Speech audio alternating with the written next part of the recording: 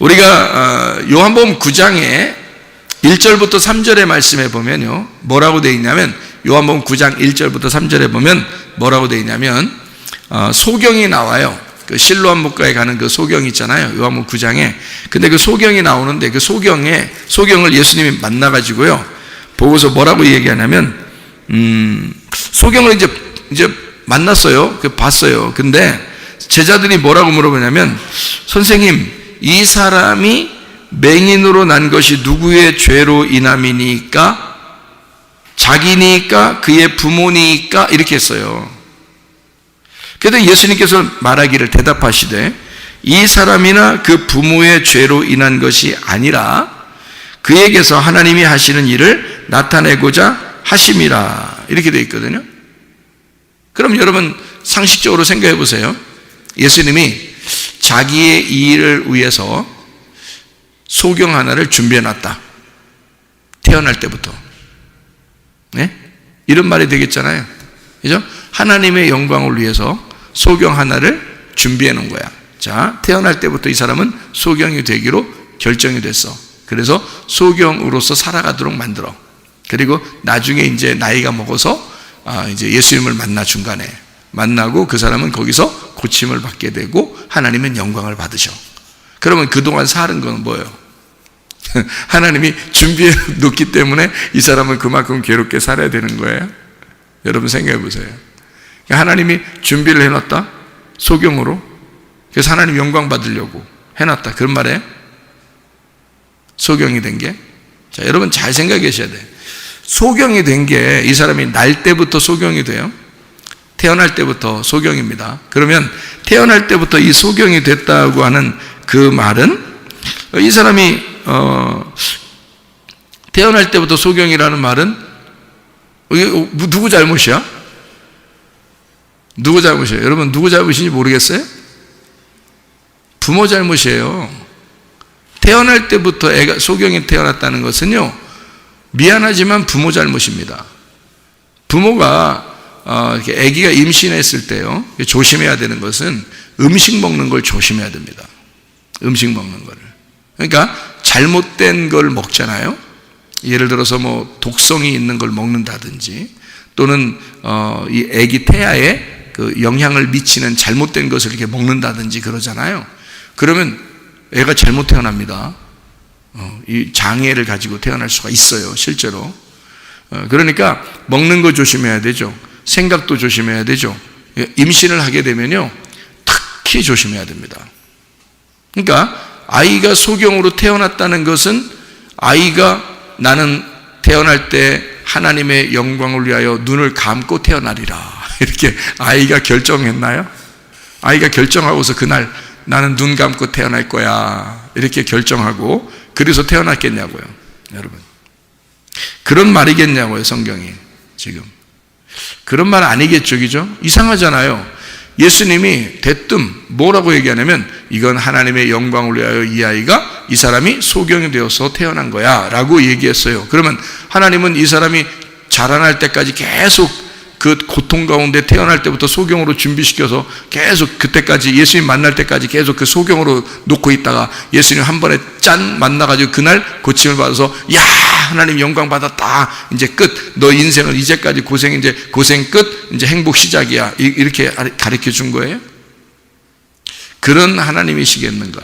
처음부터 이 사람을 소경을 만들어서 내가 몇 월 며칠 몇 시에 내가 만나서 고쳐줘야지, 그때까지는 고생스러워도 눈 감고 살아라, 이런 거예요?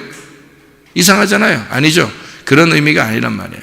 여러분, 잘못된 거는 이 아이가 내가 소경돼서 태어나야지 한 것도 아니라, 그리고 사실 어떻게 보면 하나님께서도 이 사람을 소경으로 만들어가지고 태어나게 한 것도 아니다는 거죠.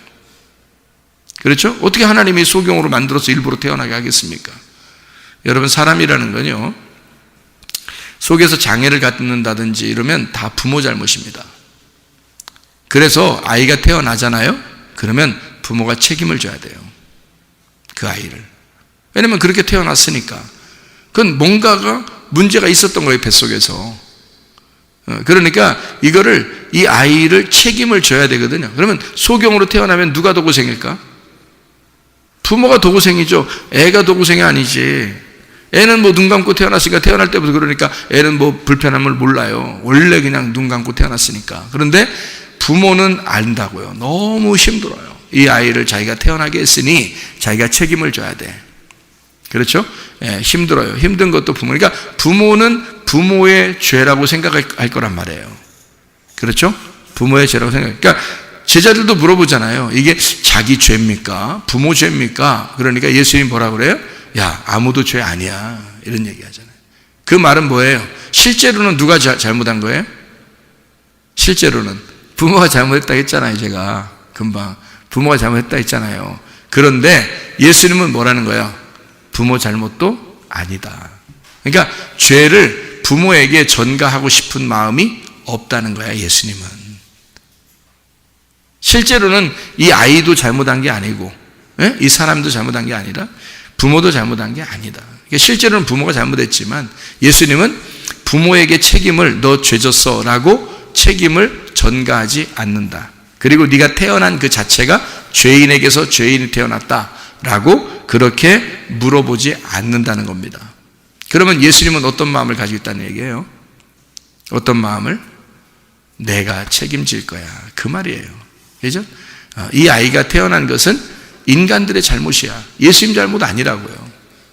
예수님 잘못 아니라고. 그렇죠? 그런데 지금 누구에게 영광을 위해서 이 아이가 이렇게 됐다고, 이 사람이 이렇게 됐다고 얘기해요? 하나님의 영광을 위하여 준비된 사람이다 라고 얘기해 주는 것은 지금 그 책임을 다 누구에게 돌리고 있는 거야? 하나님에게 돌리고 있는 거야. 책임을 하나님에게 다 돌려서 하나님이 다 책임을 지실 거야. 하나님이 영광을 받으시려고 하나님께 영광 돌리게 하는 하나의 사람을 만드는 거야 라고 하나님에게 모든 책임을 돌려버리는 거잖아요. 누구 사랑을 얘기하는 거죠? 하나님의 사랑을 얘기하는 거예요. 소경과 같은 우리들, 인간의 죄는요 다 유전돼 내려옵니다. 인간의 죄는 다 유전돼 내려오는데 그거를 이 유전돼 내려오는 첫 번째 아담의 죄나 또는 여러분의 죄나 이렇게 죄인을 죄인이라고 하지 않는단 말이에요.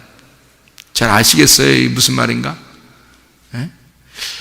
여러분을 죄인을 죄인이라고 얘기하지 않는다, 성경에서는. 그래서 죄라는 것이 무엇인지를 정확하게 깨달아야 된다. 죄는 뭐냐? 하나님을 모르는 게 죄다. 그럼 하나님을 알게 되면 죄가 없어진다. 예. 하나님 모르면 그 죄인이라 그런다. 하나님 알게 되면 죄 없어진다. 그 말이 무슨 말이냐면요, 이런 거예요. 여러분, 우리는 죄가 있을까 없을까? 여러분에게? 여러분 죄인인 것 같아요? 죄인 아닌 것 같아요? 죄가 있는 것 같아요? 없는 것 같아요? 마음이 착한 사람들은 늘 어떤 생각하냐면 자기가 죄인이라고 생각해요. 나는 죄인이야. 난 죄를 졌어. 이렇게 늘 자기에게 책임감을 돌려서 늘 부담을 가지고 있다고요. 그런데 성경은 우리에게 뭐라고 가르치냐면 너희들 아무도 죄인 아니야. 이렇게 가르칩니다. 성경은요. 그러니까 성경을 믿어야지 여러분 생각을 믿으면 안 돼. 여러분 생각을 믿으면 복잡해져. 그러니까 자기가 계속 죄책감을 가지고 힘들어져. 근데 성경의 가르침은 뭐냐면 우리 보고 죄 없대. 너희들 죄가 다 없어. 이렇게 말해요. 그러니까 요한복음 9장에 예수님은 소경이나 소경의 아버지나 다 죄가 없어. 누가 그냥 다 계획하신 거냐면, 누가 영광 받기 위해서 그런 거냐면 하나님이야. 하나님이 영광 받으시려고 그냥 다 이게 된 거야. 원래는 누구 죄인데? 원래는 부모가 죄지. 뭐 소경 태어나는 게 애가 죄겠어요? 부모가 뭘 잘못 먹었든지 뭘 잘못했든지 뭐 어디 뭐 충격을 받았든지 뭐가 잘못됐든지 하니까 이 아이가 그렇게 태어난 거지. 아니면 유전적으로 뭔가 잘못돼 있든지 말이에요. 그러니까 이 아이가 이렇게 태어났는데 그게 무슨 뭐 하나님 잘못이겠습니까? 그렇지 않죠. 인간들의 죄가 계속 전가돼 내려오다가 이렇게 육체적으로 잘못돼서 태어나는 거거든요. 그런데도 하나님은 자기 책임이라 그런다고요. 이건 내 책임이야. 너희들 잘못이 아니야. 라고 아버지가 자식들이 잘못한 걸 가지고 뭐라고 생각한다? 아휴, 내 자식이 잘못됐으니 아비가 잘못이다.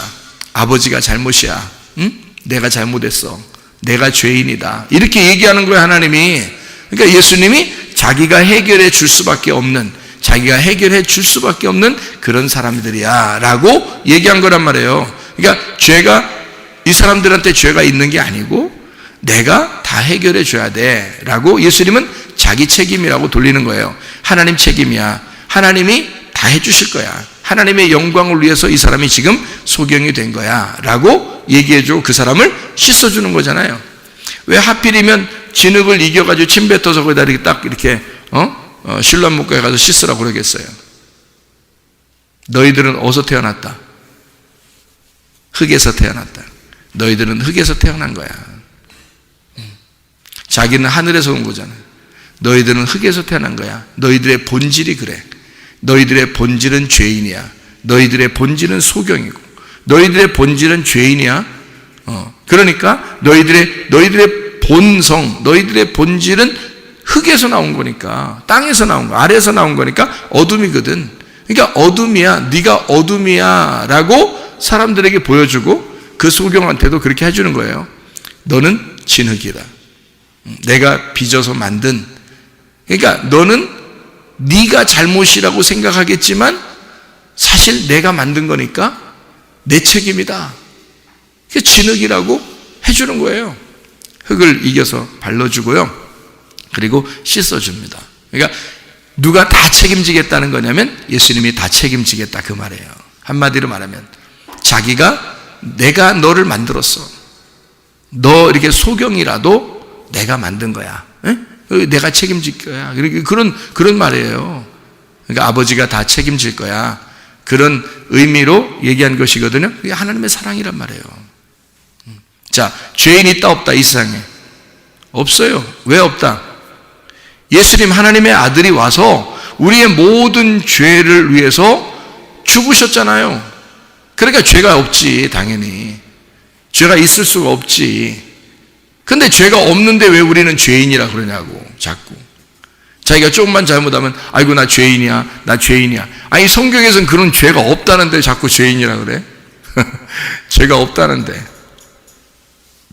그럼 어떻게 하냐면, 죄는 없는데, 우리가 그 은혜를 많이 깨닫지를 못해서 그렇다, 이 말이에요. 그 은혜를 많이 깨닫지 못해서. 죄는 없는데, 은혜를 많이 깨닫지 못했다.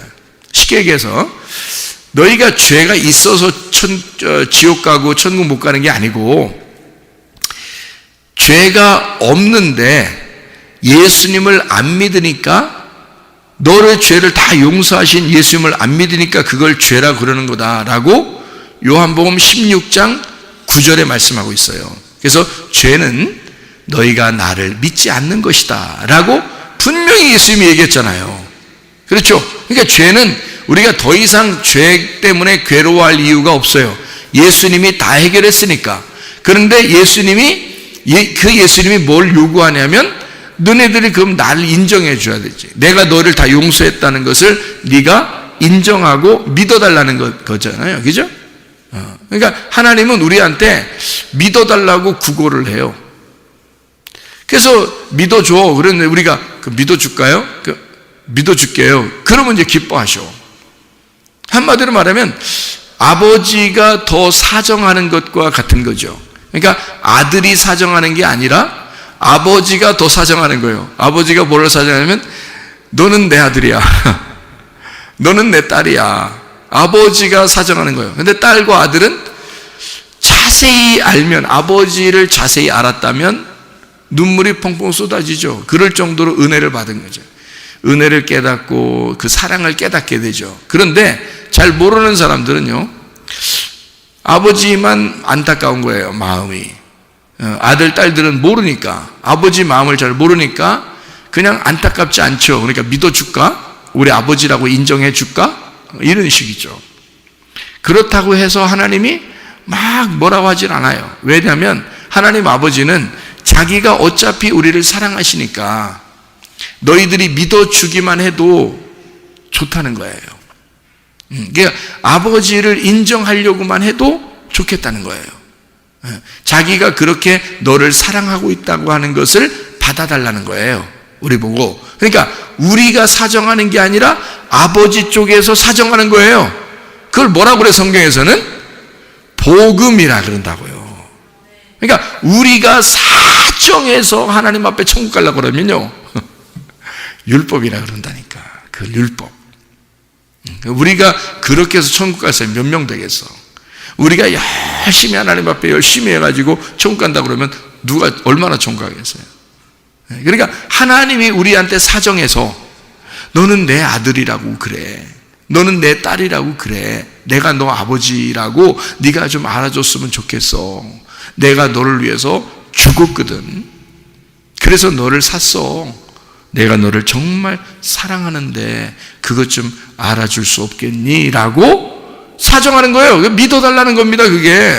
그게 믿어달라는 거예요. 그러면 이제 우리가 처음에는 이제 뭐 믿어줄까 하다가 진짜 그런 사실을 내 가슴으로 마음으로 알게 됐어. 자기를 다 비워놓고 마음이 거지가 돼서 너덜너덜해져 가지고 예수님의 그 사랑을 깨닫게 되었어. 그러면요 아버지의 사랑을 그때부터는 정말 알게 되죠. 그러니까 억지로 하지도 않아요. 억지로 아버지라고 인정하려고 하지도 않아요. 막 그냥 아버지 너무 사랑, 아버지 이름만 불러도 기분 좋죠. 예, 아버지를 막 아버지 인정하지 말라고 해도 인정하고 싶죠. 예, 그때는. 그러니까 스스로 자유롭게 자꾸 아버지를 찾게 돼 있단 말이죠.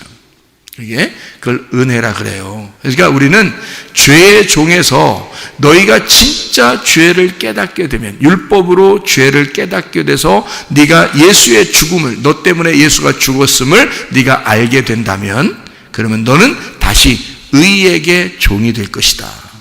너는 의의 종으로, 자유한 종으로 살게 될 것이다. 그 말이에요. 그러니까 예수님 때문에 우리가 옮겨진 거죠. 그러니까 죄의 종에서 의의 종으로 옮겨졌죠. 우리가 어떻게 죄의 종이었냐면 성경에서 그냥 소개하는 거예요. 우리도 알지 못하는 사이에 죄의 종이었어요. 그런데 예수를 알게 되고 아버지를 깨닫게 되면 그 은혜에 너무 감탄하니까 죄를 질 수가 없게 되는 거예요. 너 죄 저 해도 못 짓는 거예요. 은혜를 깨달은 사람들은. 그렇잖아요?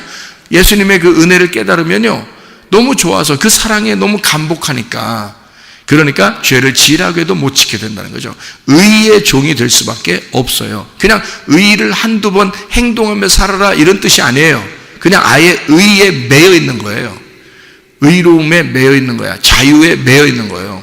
그게 자유한 종이 되는 거고 의로운 종이 되는 것이다. 그 말이거든요.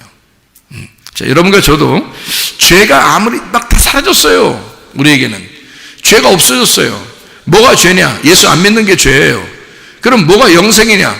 예수를 아는 게 영생이에요. 예수 안 믿는 게 죄고 예수를 아는 게 영생이에요.